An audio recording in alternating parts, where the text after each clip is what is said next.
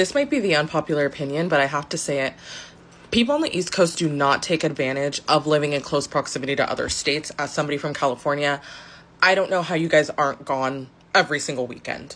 My name is Tania, and I've been to 12 states. Here are 5 weekend getaways from New York City that are not upstate New York.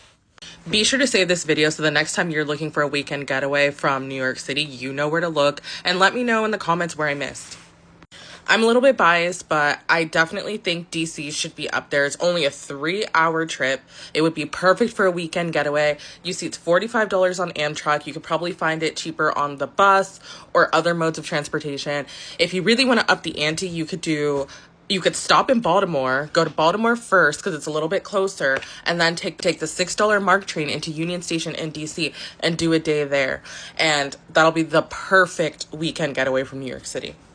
Another one that's on my list is going to Philly. I've never been to Philly, but I'm really excited now that I live in New York City. I can go to Philly because before it was far for me. And look how cheap it is. And it's only a 2-hour and 10-minute ride on Flixbus. This is Flixbus. And it's $17.99. You can go there for the weekend, spend the weekend in Philly, walk around, and then come back to the city.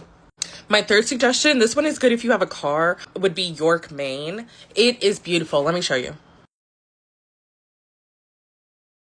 You see, it's only 4 hours to York, Maine. It's the perfect weekend getaway if you love small coastal towns. I had never been to Maine, and when I lived in Boston, my friend just took me, and it was one of the most beautiful places I've ever been to. And if you love small coastal towns, you want to get out of the city for the weekend, this is the perfect place.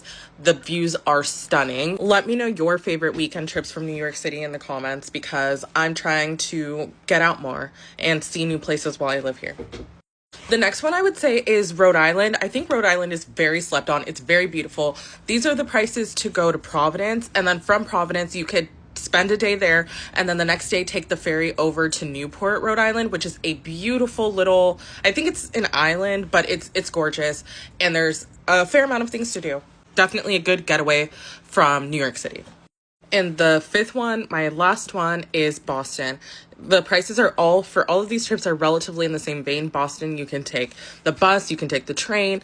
I'm a Boston hater, but I will say Boston is a wonderful place to visit. Just not to live, but it is a wonderful place to visit. It would be great for a weekend trip. You probably won't need to go back after that, but I highly recommend. All of these are great suggestions. I've been to all of them except Philly, and they all are relatively cheap and don't require a lot of planning. Don't say I never put y'all on. XOXO, Tania.